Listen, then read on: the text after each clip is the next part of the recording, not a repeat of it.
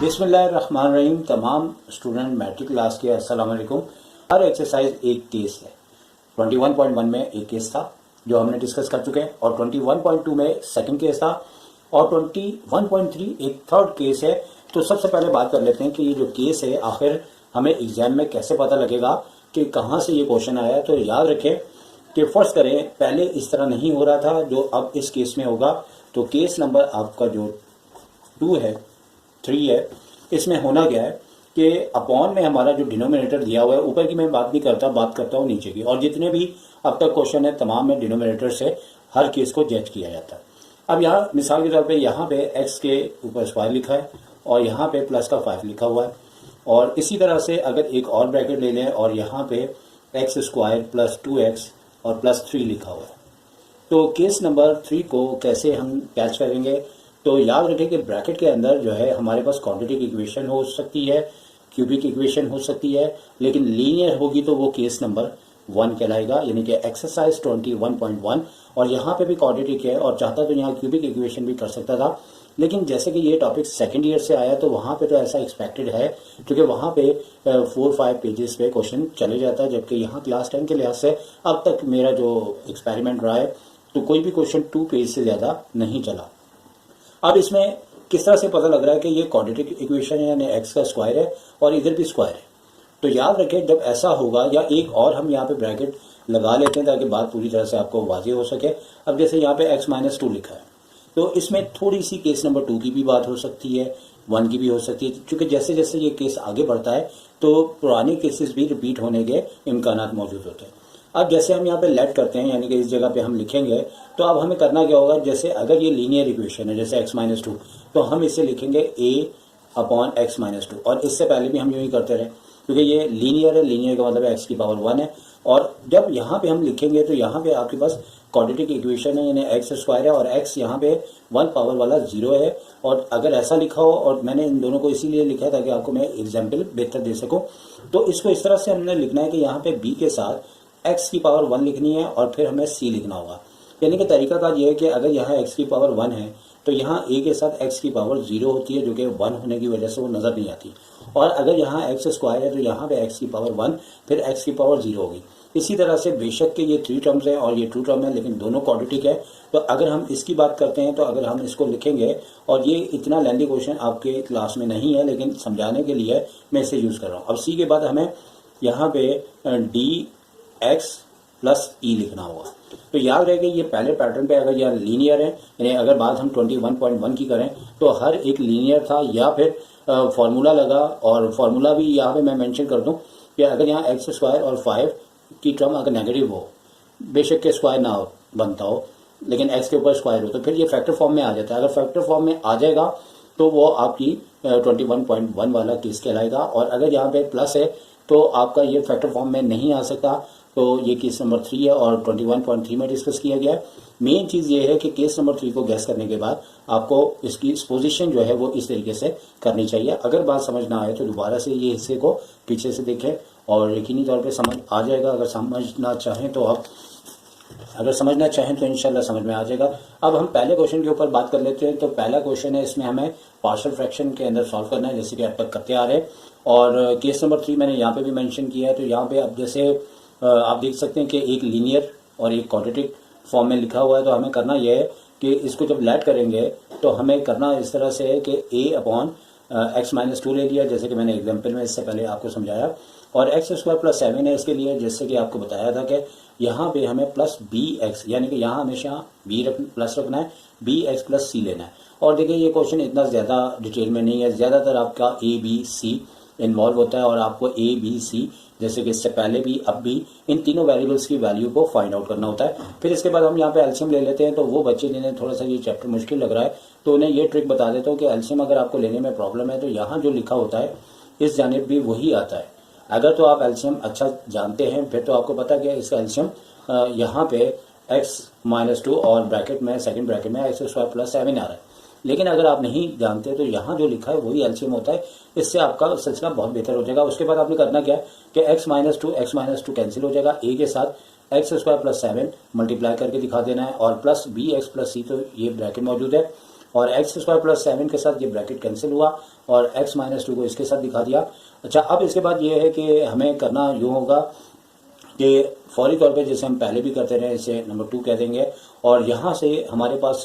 Linear form में जो bracket दिया होता है जैसे कि हमने 21.1 में किया और 2 में भी किया कि यहाँ से x की वैल्यू बना के हम नंबर 2 में पुट करेंगे और जैसे ही पुट करेंगे तो किसी एक वेरिएबल्स यानी a b c में से किसी एक का आंसर हमें मिल जाएगा जो हमारे लिए आसानी का जरिया बनेगा। और पहले की तरह नंबर 2 किया है और अभी तक जो है अगर तब्दीली है तो बी एक्स प्लस सी की है, बाकी अदरवाइज वैसे ही क्वेश्चन चल रहा है। तो अब हमने x की जगह 2 वैल्यू रखते हुए और x स्क्वायर था पहले, फिर माइनस एक्स था, 2 वैल्यू रखी और इसी जानिब यानी कि हमारे राइट हैंड साइड पे, क्योंकि मैंने ये भी आपको मेंशन बताया कि x की वैल्यू जब 2 है तो 2 यहाँ जैसे ही रखा जाएगा तो ये 0 से ये पूरी टर्म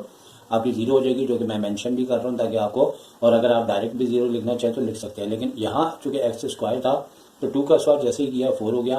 4 प्लस 7 आपको पता है 11 होता है और यहाँ पे इस साइड को सॉल्व करने पे माइनस 11 आया। अब 11 से 11 को डिवाइड किया तो -1 आ गया। इसके बाद अब फर्दर प्रोसेस जो आगे चलेगा वो जैसे कि केस नंबर 3 है तो कुछ तब्दीलियाँ आएंगी। तो अब यहाँ पे करना ये कि ए वेरिएबल यानी कि जो हमने सपोज किया उसका आंसर आ चुका है, अब बी और सी हमारे टारगेट है। अच्छा, तो अब ये करना है कि आपने यहाँ से देखना है कि अगर आप इन तमाम को आपस में मल्टीप्लाई कर दें तो 2-3 स्टेप्स आपके यूज़ हो जाएंगे। अगर आप उससे बचना चाह रहे हैं और अगर आप मल्टीप्लाई कर दें तो आसानी है, लेकिन 2-3 स्टेप के लिए फिर जहन बना के रखें कि लेंदी होगा। और अगर मल्टीप्लाई नहीं करते तो ये इसकी ट्रिक है कि आप देखेंगे यहाँ पे ए को अगर इससे एक्स स्क्वायर से मल्टीप्लाई किया जाए तो ए एक्स स्क्वायर की एक टर्म यहाँ पे बन रही है और यहाँ पे इस एक्स और इस बी एक्स को जैसे ही हम मल्टीप्लाई करेंगे तो ये बी एक्स स्क्वायर बन जाएगा। तो इस तरीके से एक्स स्क्वायर वाली 2 टर्म हमें मिलेंगी और जिससे हमने कॉमन लेके ए प्लस बी का एक रिलेशन बना लिया और लेफ्ट हैंड साइड बिल्कुल वैसे ही चलता रहेगा। और इसके बाद एक, अब जैसे a प्लस बी आ चुका है और a की वैल्यू हमें गिवन है, तो गिवन तो नहीं है, फाइंड आउट कर चुके हैं, तो b की वैल्यू रखेंगे तो आगे चल के आपको बताएंगे तो उससे आपका b आ जाएगा। लेकिन सवाल ये पैदा होता है कि हमें c का रिलेशन भी लाजमी लेना है। अब इसमें करना यह है कि अगर आप c का रिलेशन लेना चाहें तो आप देखेंगे किस तरीके से हमारा c का बन सकता है। या तो a है, c है ही नहीं, और c सिर्फ और सिर्फ अकेला आपके पास यहाँ पे लिखा है। लेकिन अब अगर हम इसको c को h से मल्टीप्लाई करेंगे तो ये cx भी बन जाएगा, ठीक है। लेकिन अगर हम इस c को -2 से मल्टीप्लाई करते हैं तो -2c बन जाएगा। अब अगर हम बेहतर करें तो इस तरीके से हम कर सकते हैं कि अगर यहाँ पे cx और यहाँ कोई x नहीं है और cx का अगर हम डायरेक्ट रिलेशन बनाएंगे तो वो -1 के इक्वल आ जाएगा। लेकिन जैसे कि यहाँ मैंने सॉल्व किया तो मैंने कांस्टेंट के लिहाज से कर दिया। जैसे a को 7 से मल्टीप्लाई किया तो मैंने यहाँ पे लिख दिया 7a, और इसी तरह c को -2 से किया तो यहाँ पे लिख दिया। और अब यहाँ पे मेरे पास सिलसिला इस तरह से आ रहा है कि यहाँ पे अगर हम देखते हैं तो कांस्टेंट हमारे पास यानी कि जैसे कि यहाँ पे x की पावर 0 है तो -13 के इक्वल है। इसी तरह एक्स स्क्वायर का कोफिशिएंट यहाँ पे 1 है तो हमने 1 लिया है। तो अब इसके बाद आगे जो सिलसिला बनेगा उसमें इस तरह से होगा कि हमें a की वैल्यू को रिलेशन नंबर 3 में रखा है तो वहाँ से हमारे पास b की वैल्यू आ गई जो कि 2 है। और इसी तरह अब जो रिलेशन नंबर 4 बना था इसमें हमने a की वैल्यू -1 रखी और जैसे a की जगह -1 रखा तो हमारे पास c की वैल्यू आपके पास +3 आ गई। और जैसे कि हमने शुरू में पोजीशन की थी जो कि इससे पहले पेज पे मौजूद थी, यहाँ पे a लिखा था, अब यहाँ पे -1 आ चुका है। x से पहले b लिखा हुआ था, चूँकि 2 आया तो यहाँ पे हमने 2 लिख दिया। इसी तरह कांस्टेंट c था और c हमारे पास 3 है। इस तरीके से हमारा ये पार्शियल फ्रैक्शन कंप्लीट हो गया और हमें केस नंबर 3 है और इसमें ब्रैकेट के अंदर जो है वो x का स्क्वायर होता है। लेकिन याद रहे कि यहाँ पे कोई ऐसा फॉर्मूला अप्लाई नहीं होता कि जिससे ये प्रोडक्ट फॉर्म में आ जाए, और ऐसा होने पे ये फाइनल डिसाइड हो जाएगा कि ये केस नंबर आपका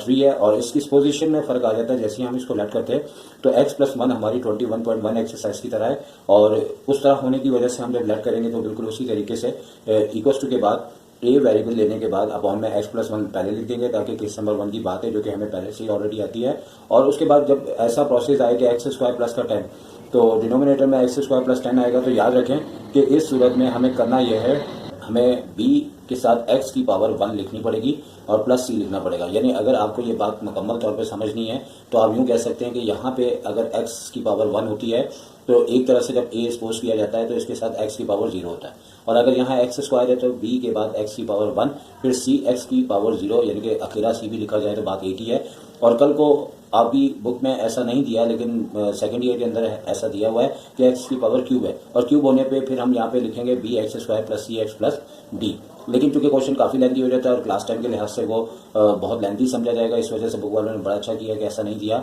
और इसके बाद जो है हमने इसको नंबर 1 कह देने के बाद बिल्कुल पहले की तरह हमने एलसीएम लिया है। और जो बच्चे एलसीएम में बहुत ज़्यादा वीक है, मैं शुरू से ये बात कर रहा हूँ कि जो यहाँ पे हमारे पास डिनोमिनेटर में लिखा होता है, तो अगर आपको यहाँ एलसीएम लेना नहीं आता तो आप यही वाली टर्म जो है वो यहाँ पे भी उतार सकते हैं। और उतारने के बाद बस ये आप ध्यान में रखें कि x प्लस 1 जब x प्लस 1 से कैंसिल होगा तो a के साथ एक्स स्क्वायर प्लस 10 आ जाएगा। इसे याद रखना कोई मसला नहीं है, बहुत ईजी बात है। इसी तरह एक्स स्क्वायर प्लस 10 और एक्स स्क्वायर प्लस 10 आपस में कैंसिल हो जाएंगे, तो बी एक्स प्लस सी जो कि दो टर्म्स पे मुश्तमिल है, इसके साथ x प्लस 1 मल्टीप्लाई होगा। अब इसके बाद जैसे ही दोनों डिनोमिनेटर को कैंसिल किया जाएगा, अगर आप देख रहे हैं कि मैंने इसे इस तरह से लाइन मार के क्रॉस नहीं किया, तो सिर्फ इसलिए कि जाहिर सी बात है जब वीडियो बनाई जाती है तो हमें दिखाना होता है कि यहाँ पे क्या चीज़ आएगी। अगर मैं इसको कैंसिल यहाँ पे कर देता तो आपको शायद दिखने में प्रॉब्लम होता है, इसलिए आप लोग इसे यहाँ पे कट कर दीजिएगा। अभी भी इसलिए नहीं कर रहा कि बार बार वीडियो कैप्चर नहीं होती तो दोबारा वीडियो बनानी पड़ती है। और जैसे कि यहाँ पे आप देख रहे हैं कि ये 21.3 एक्सरसाइज है जो बाय मिस्टेक में 4 लिख चुका था, जिसकी वजह से वीडियो मुझे दोबारा से बनानी पड़ रही है। तो अब यहाँ पे जैसे क्रॉस कट हो गया तो हम इसे रिलेशन नंबर 2 कहेंगे। और ये टाइप नंबर 1 में भी होता था, यानी 21.1 में भी हो रहा था इस तरह, और 2 में भी हो रहा था। लेकिन इसके बाद हमने करना क्या है कि जैसे x प्लस 1 है, इसको 0 के इक्वल रखते हुए यहाँ से वैल्यू निकाल के नंबर 2 में हमने जहाँ जहाँ x है उसकी जगह उसकी वैल्यू -1 रख देनी है। और ये चूँकि कई बार ये काम हो चुका है, अगर आप मेरी वीडियोस के लेक्चर शुरू से देख रहे हैं तो मेरा ख्याल से अगर मैं यहाँ पे आपको फॉरन बताऊं कि वैल्यू रखने के बाद हमारे पास a की वैल्यू क्या आ गई -1, लेकिन वो देखने वाले स्टूडेंट जो आज ये पहली वीडियोस देख रहे हैं तो उनसे मैं ये कहूँगा कि मुकम्मल सीखने के लिए आपको 21.1 के पहले लेक्चर से यहाँ तक आना चाहिए। ठीक है, तो अब चूँकि हम थोड़ा सा फ़ायदा उठाएंगे इसे जल्दी एक्सप्लेन करते हुए, कुछ चीज़ें आपको जो पहले से रिलेटेड है वो आपको मालूम होनी चाहिए। तो अब रिलेशन नंबर 2 से हम लोगों ने यहाँ पे इस तरह से करना होगा कि आपने ऐसा रिलेशन बनाना है जैसे एक्स स्क्वायर वाले एक साथ लिख दिया जाए, और बाकी मैं आपको बताता हूँ। जैसे एक समझेंगे तो दूसरा भी समझ में आ जाएगा। जैसे a को एक्स स्क्वायर से मल्टीप्लाई करके हमने यहाँ पे लिख लिया, और a को अगर हम 10 से मल्टीप्लाई करते हैं तो एक्स स्क्वायर इसके साथ नहीं आएगा। जबकि इस जानिब देखते हैं तो ये दो टर्म्स को अगर आपस में मल्टीप्लाई किया जाता है तो ये बी एक्स स्क्वायर बनेगा, और एक्स स्क्वायर मजीद इस ब्रैकेट को मल्टीप्लाई करने से नहीं बन सकता। तो अगर हमने इन सबको मल्टीप्लाई कर लें तो बड़ी आसानी हो जाती है। लेकिन अगर जीनियस स्टूडेंट आप बनना चाह रहे हैं तो आप शॉर्ट टेक्निक सीखें जिसमें आप टाइम को सेव कर सकें। तो बी एक्स को एक्स से मल्टीप्लाई किया तो बी एक्स स्क्वायर आ गया। अब एक्स स्क्वायर के दो टर्म हमें हासिल हुई है, जबकि लेफ्ट हैंड साइड हमारा बिल्कुल वैसे ही नंबर 2 से चल रहा है। और फिर यहाँ पे हमने ये देखना है कि एक ऐसा रिलेशन बनाया जाए जैसे कि यहाँ ए और बी आ रहा है जिसमें सी भी इन्वॉल्व हो जाए। तो यहाँ हमें नजर आ रहा है कि सी को अगर हम 1 से मल्टीप्लाई करें तो सी 1 सी है, यानी कोई भी एक्स नहीं आ रहा। तो यहाँ पे हम सी लिख चुके हैं, और 10 ए कैसे आया ये आपके जहन में आना चाहिए। तो यहाँ पे अगर आप देखें ए को अगर हम 10 से मल्टीप्लाई करते हैं तो ये 10 ए आ जाता है। अब तमाम स्टूडेंट ये बात जान लें कि ये एक शॉर्ट मेथड है रिलेशन बनाने का। लेकिन इन केस अगर थोड़ा सा प्रॉब्लम हो रहा है तो फिर ये हो सकता है कि जैसे आपने रिलेशन नंबर 2 बनाया है, या आगे जाके शायद मैं आपको इसी तरह से एक्सप्लेन कर दूं, तो आप इन तमाम ब्रैकेट्स को आपस में मल्टीप्लाई कर लो और इस तरीके से एक्स स्क्वायर वाले एक साथ लिख लो, एक्स वाले एक साथ लिख लो और कांस्टेंट वाले एक साथ लिख लो। तो इस तरह आपको बड़ी आसानी हो जाएगी। लेकिन इसमें आपके 2 मिनट आपके एक्स्ट्रा लग सकते हैं। अब आपने क्या किया कि इन दोनों में से एक्स स्क्वायर कॉमन लिया और a प्लस बी आ गया, और यहाँ पे चूंकि x नहीं था तो हमने ब्रैकेट करके लिख दिया। अब यहाँ पे करना ये है कि a प्लस बी जो है वो एक्स स्क्वायर है, और यहाँ एक्स स्क्वायर की कोई भी टर्म मौजूद नहीं है, और कोई भी टर्म यहाँ मौजूद ना हो तो इसका मतलब है उसका कोफिशिएंट 0 है। तो अगर मैं आपसे ये कहूँ कि लेफ्ट हैंड साइड पे दुनिया भर की हर चीज़ है तो ये बात गलत नहीं हो। जैसे मिसाल के तौर पे अगर मैं यहाँ पे कहता हूँ कि यहाँ पे आपके जो है बादाम भी है, और आपके यहाँ पे बहुत किस्म के फ्रूट्स भी हैं, बहुत किस्म के लोग भी हैं, इमरान खान भी यहाँ पे मौजूद हैं, लेकिन वो नज़र क्यों नहीं आ रहे? उनका कोफिशिएंट 0 है। याद रखें कि हर नंबर यहाँ मौजूद है, हर शख्स यहाँ मौजूद है, हर चीज़ यहाँ मौजूद है, लेकिन उसका कोफिशिएंट 0 है। अब यहाँ एक्स स्क्वायर है तो यहाँ एक्स स्क्वायर नहीं है, तो इसका मतलब है कि उसका कोफिशिएंट 0 ले लिया जाएगा। तो a प्लस बी को हमने 0 के इक्वल ले लिया, और उसके बाद हमने रिलेशन नंबर 3 का, और इसी तरह ये कांस्टेंट है, यानी कि x यहाँ मौजूद नहीं है, यहाँ दूसरे अल्फाज में x है तो उसकी पावर 0 है। तो यहाँ पे -5 लिखा है, तो हमने इन दोनों टर्म्स को क्या करना है कि -5 के इक्वल रख के, अब यहाँ नंबर 3 बोला, यहाँ नंबर 4 बोल दिया। और उसके बाद हमने करना क्या है कि ये जो वैल्यूज निकली है a की मालूम की है -1, इसका हमने फायदा उठाना है। और किस तरह से उठाना है कि a plus B equal to 0 है, तो यहाँ पे a की वैल्यू रख के हमने b की वैल्यू 1 मालूम कर लिया। और अब चूंकि हमारे पास a आ चुका है, b आ चुका है, c यहाँ से निकाला जाएगा, तो यकीनी तौर पर a की जगह जब यानी 10a की जगह हम a -1 रख देंगे तो इस तरीके से हमारा c भी मालूम हो जाएगा। तो यहाँ पे अब हमें करना क्या है कि ए की वैल्यू को पुट कर देना है। नंबर आपका रिलेशन नंबर 4 है, तो यहाँ पे 10a लिखा था लेकिन अब -1 आ चुका है, और यहाँ पे c है, और इसी तरह इक्वल टू के बाद -5 है, तो प्लस माइनस माइनस का 10 हुआ, और यहाँ पे ये प्लस लिखा है, नोट कर लें, ठीक है। बाय मिस्टेक ए बन गया था लेकिन ये प्लस है, तो -10 यहाँ से जब यहाँ पे शिफ्ट करेंगे तो +10 आ जाएगा। 10 में से 5 लेस करेंगे तो c इक्वल टू 5 के इक्वल आ जाएगा। अब तमाम वैल्यूज को यानी putting the values of A B and C in number 1, तो 1 रिलेशन चूंकि हमारे इससे पहले पेज पे था, तो यहाँ पे ए था, अब ए की जगह -1 लिख दिया, और यहाँ बी एक्स था, लेकिन बी की वैल्यू चूंकि 1 थी, जिसकी वजह से 1x एक्स होता है, और सी हमारे पास ये नज़र भी आ रहा है 5 है। इस तरीके से ये हमारा आंसर आ चुका है, और पार्शियल फ्रैक्शन हो चुका है, और 1 टर्म 2 टर्म में शिफ्ट हो चुकी है। पे आ जाते हैं, और क्वेश्चन नंबर 3 पे हमारा न्यूमिनेटर को, अच्छा तमाम बच्चे एक बात ध्यान में रखें जो मैं शुरू से कह रहा हूँ कि x की पावर यहाँ 3 है, और नीचे x की पावर ग्रेटर होनी चाहिए, और हमें मल्टीप्लाई तो नहीं करना, लेकिन चेक कर लेना कि यहाँ पे ग्रेटर आ रही है। तो देखिए एक्स स्क्वायर को अगर एक्स स्क्वायर से मल्टीप्लाई करेंगे तो x की पावर 4 होगी। तो तमाम बच्चों को मैं बता चुका हूँ कि 21.1 के लास्ट के जो 3 क्वेश्चन है वहाँ पे डिवाइड का प्रोसेस हो रहा है, और वो इसी वजह से हो रहा है कि ऊपर की पावर जो है वो बड़ी हो या फिर इक्वल हो। जैसे यहाँ अगर x³ है तो नीचे भी x³ हो, इक्वल नहीं होनी चाहिए। हमेशा नीचे की जो आपका एक्सप्रेशन दिया हुआ है इसमें आपके x की पावर जो है वो ग्रेटर होनी चाहिए बानिस्बत न्यूमिनेटर में x की पावर के, ठीक है। तो अब यहाँ पे हमने पोजीशन इसकी इस तरीके से करनी है कि अगर देखा जाए तो ये आपका केस नंबर 2 और केस नंबर 3 का मिक्सअप है, क्योंकि x के ऊपर स्क्वायर देना केस नंबर 2 है, और यहाँ पे ब्रैकेट के अंदर x के ऊपर स्क्वायर है लेकिन फॉर्मूला यूज नहीं हो रहा, तो ये केस नंबर 3 है। तो इसकी पोजीशन इस तरह से होगी कि पहले केस नंबर 2 को हम ट्रीटमेंट करेंगे इसका कि a अपॉन पहले x ले लेंगे, फिर चूंकि एक्स स्क्वायर आ रहा है तो b अपॉन एक्स स्क्वायर लेंगे। इसके बाद केस नंबर 3 की जो बात थी वो ऑपरेट करनी होगी कि एक्स स्क्वायर प्लस 5 हो, तो जैसे कि इससे पहले क्वेश्चन में बताया सी एक्स प्लस डी हो जाएगा, और इसे नंबर 1 कह देंगे। और इसी तरह से हमने एलसीएम लिया है, और एलसीएम लेने के बाद एक्स से एक्स एक पावर कम होने के बाद एक्स और एक्स स्क्वायर प्लस 5 इससे मल्टीप्लाई हो गया, और इसी तरह 20 से भी हमारे पास एक्स स्क्वायर प्लस 5 मल्टीप्लाई हो गया, क्योंकि एक्स स्क्वायर पूरा कैंसिल हो गया, और यहाँ पे एक्स स्क्वायर प्लस 5 कैंसिल होने के बाद सी एक्स प्लस डी से एक्स स्क्वायर मल्टीप्लाई हो रहा है। तो यहाँ पे नीचे वाला नीचे से कैंसिल हो गया, फिर उसके बाद रिलेशन नंबर 2 बन चुका है, जैसे कि पहले से ही बनता आ रहा है और हम बताते आ रहे हैं आपको। तो अब यहाँ पे हम सिलसिला हमारा इस तरीके से है कि x जो स्क्वायर में दिया है, तो एक तरह से यहाँ से हम x की वैल्यू निकाल सकते हैं, और 0 वैल्यू आएगी, क्योंकि एक्स स्क्वायर इक्वल टू 0 हो तो फिर x का स्क्वायर रूट भी ले लें तो 0 के साथ प्लस माइनस नहीं लगता, x की वैल्यू 0 होती है। तो अब हमें तो ग्रेटर जो पावर है उसके लिहाज से b की वैल्यू निकल रही है, ठीक है। तो b की वैल्यू हमारे पास 3 आ चुकी है, और जैसे कि इससे पहले वाले क्वेश्चन में किया था कि अब नंबर 2 रिलेशंस को जहमत देते हुए हमें b का फ़ायदा उठाते हुए ऐसे रिलेशंस बनाने हैं जिसमें b c d a c d की वैल्यू भी हम मालूम कर सकें। तो यहाँ पे हमारे पास रिलेशन हम इस तरह से बना रहे हैं, जैसे एक्स स्क्वायर देख ले कहाँ से मिल सकता है, तो एक्स स्क्वायर हमें इस तरीके से मिल सकता है कि यहाँ अगर आप छोड़ दें तो बी एक्स स्क्वायर यहाँ से एक मिल गया, और यहाँ से आपके पास डी एक्स स्क्वायर एक मिल गया। तो यानी कि हमारे पास जो रिलेशंस बन रहे हैं इसमें हमने ये देखना कि आप चाहें तो एक्स स्क्वायर के लिहाज से रिलेशन बना लें, एक्स क्यूब के लिहाज से बना लें, एक्स की पावर 1 के लिहाज से बना लें। तो चूँकि 2-3 तरीक़ेकार हों तो ज़ाहिर सी बात है मैंने तो एक ही तरीके से एक्सप्लेन करना है, तो एक 2-3 स्टेप्स इसमें ज़्यादा होते हैं। अगर आप इसे मल्टीप्लाई कर लें तो इंशाल्लाह कोई क्वेश्चन मैं आपको आगे जाके इस तरह से समझाऊंगा। लेकिन यहाँ पे अगर आप लोग थोड़े कंफ्यूज हो रहे हैं या प्रॉब्लम हो रहा है तो फिर मैं रिपीट कर रहा हूँ कि देखो, अगर मैं ए एक्स को इस एक्स स्क्वायर से मल्टीप्लाई करता हूँ तो ए एक्स क्यूब आता है, तो यहाँ से भी मैं रिलेशन बना सकता हूँ, जैसे कि यहाँ चले नीचे बना हुआ है, इसको देख लें आप कि ए एक्स को एक्स स्क्वायर से मल्टीप्लाई किया तो ए एक्स क्यूब आ गया, और अब यहाँ पे एक्स स्क्वायर है और यहाँ पे एक्स नहीं है 5 के साथ, तो क्यूब आने के चांसेस नहीं है।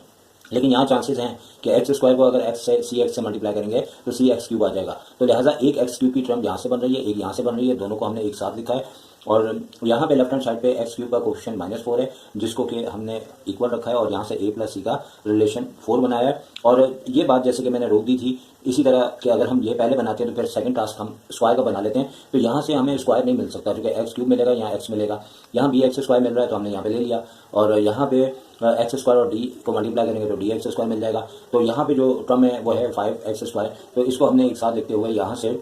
b प्लस डी का रिलेशन 5 के इक्वल बना के नंबर 3 कर दिया, क्योंकि b की वैल्यू आई हुई थी तो b की हमने जैसे यहाँ पे वैल्यू रखी तो d2 आ गया, और b और d मालूम करने के बाद यहाँ पे जो रिलेशन बना है इसमें आप देखें a और c है, तो ये हमारे लिए एक प्रोसेस ऐसा बन गया कि जिसमें हम जो है ना तो d की वैल्यू रख सकते हैं ना हम b की रख सकते हैं। तो हमें देखना होगा कि अब हम यहाँ से कौन सा एक रिलेशन बनाएं जिससे कि हमें a या c दोनों में से कोई एक नंबर हासिल हो जाए। तो अब यहाँ पे हम ये देखते हैं कि अगर हम 5x, चूँकि एक्स स्क्वायर वाले हमने ले लिए हैं, एक्स क्यूब वाले ले लिए हैं, तो x की पावर 1 या कांस्टेंट भी हो सकता है, तो a x को अगर 5 से मल्टीप्लाई करें तो 5ax आ जाएगा, जो यहाँ पे हमारे पास यहाँ पे नोट है। लेकिन उसके बाद x की पावर 1 ना तो यहाँ पे मिल रही है और ना ही ना यहाँ पे मिल रही है। तो लिहाजा ये काम स्टार्टिंग में भी हो सकता था, लेकिन ये क्वेश्चन की जैसे जैसे प्रैक्टिस होगी, कमांड होगी, याद रखें हर क्वेश्चन का 5 टाइम आप करेंगे तो आप जीनियस हो जाएंगे। तो यहाँ पे ए की वैल्यू आ चुकी, तो किस तरह आई कि यहाँ पे 5ax आया था यहाँ से, और यहाँ पे x की पावर जो है वो 1 वाले कोफिशिएंट के साथ 5 था, तो ए की वैल्यू 1 आ गई। और याद रखें कि आगे चलने से पहले मैं एक बार बता दूं कि ये तो आपने सुना होगा कि नकल के लिए अकल की भी ज़रूरत होती है। और याद रखें कि कभी भी आप पेपर के दौरान अगर आपसे कोई जीनियस है और आप अगर पेपर सॉल्व कर रहे हैं तो आप भी सही हो सकते हैं और आगे वाला भी सही हो सकता है, लेकिन तरीका दोनों का डिफरेंट हो सकता है। क्योंकि मुमकिन है कि ये सबसे टॉप पे ये ए की वैल्यू निकाल रहा हो, आप बाद में निकाल रहे हो। तो ये तमाम बच्चे सुन लें कि ये टॉपिक ऐसा है कि अगर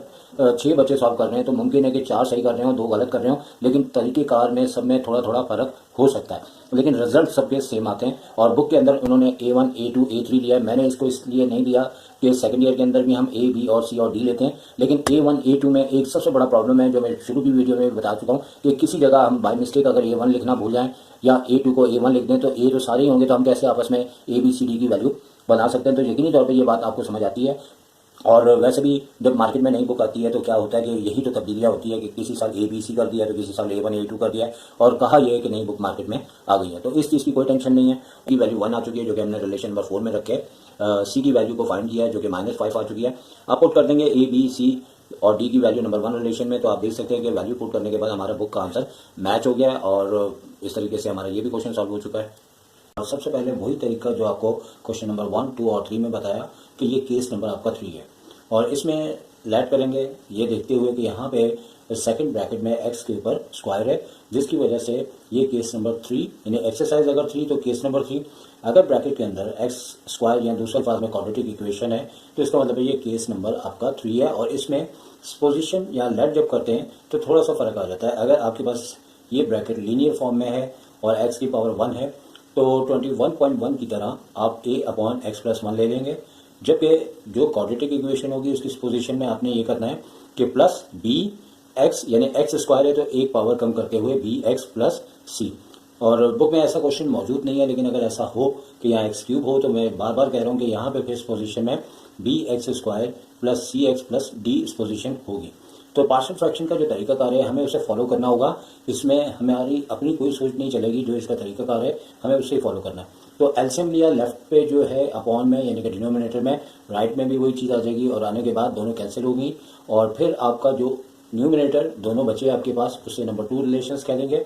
अब यहाँ पे आपको लीनियर फैक्टर जो दिया हुआ था यहाँ से x की वैल्यू हमने मालूम की 0 को इक्वल रखते हुए x+1 इक्वल टू 0, तो x की वैल्यू -1 आ गई। और रिलेशन नंबर 2 में हमने जहाँ जहाँ x था वहाँ पे वैल्यू रखी, और ये टेक्निक जानते हुए कि यहाँ पे x की जगह जब हम -1 रखेंगे तो ये पूरा रिलेशन हमारा 0 हो जाएगा। यही वजह कि यहाँ 0 है। बाकी ये वाला और ये पूरे तीनों टर्म्स में x की वैल्यू रखने पे जैसे हम पहले करते आ रहे हैं वैसे करते हुए, क्योंकि बात को डिटेल्स के बजाय मैं मुख्तसर इसलिए कर रहा हूँ कि इससे पहले ये तमाम चीज़ें मैं बता चुका हूँ। तो भाई ए की वैल्यू आ चुकी है और थोड़ी सी बीच में आपको नसीहत की, और उसके बाद हमारा जो रिलेशन नंबर 2 है वहाँ से हमने